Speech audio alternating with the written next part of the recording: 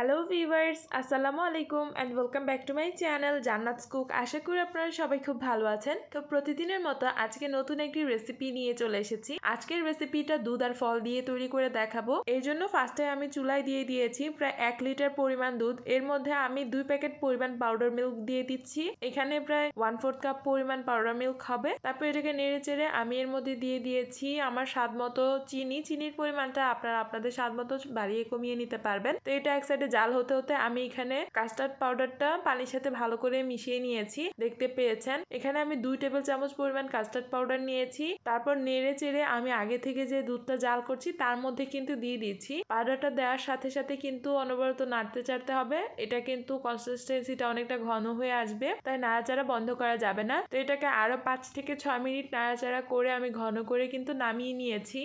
এরপর এখানে আমি কিছু ফল অ্যাড করছি।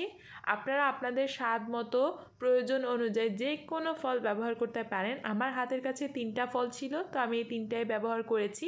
এখানে আপেল, কমলা আর পেয়ারা ব্যবহার করেছি। আপনারা আপনাদের স্বাদ মতো যে কোনো ফল ব্যবহার করতে পারেন। আমার কাছে খুব বেশি ভালো লাগে এই ফুড কাস্টার্ডের মধ্যে কলাটা দিলে, বাট আমার হাতের কাছে ছিল না তাই আমি দিইনি। আপনারা আপনাদের প্রয়োজন মতো দিয়ে নেবেন। তারপর সব কিছু একসাথে মিক্স করে নিয়েছি। এই তো অতিথি আপ্যায়ন থেকে শুরু করে বিকালের নাস্তায় ডেজার্ট হিসেবে খুব ভালো যায় এই ফুড কাস্টার্ডটা। আমার চ্যানেলে কিন্তু ফুড কাস্টার্ডের পাউডারের রেসিপিটা আছে, আপনারা চাইলে সেটা দেখে নিতে পারেন।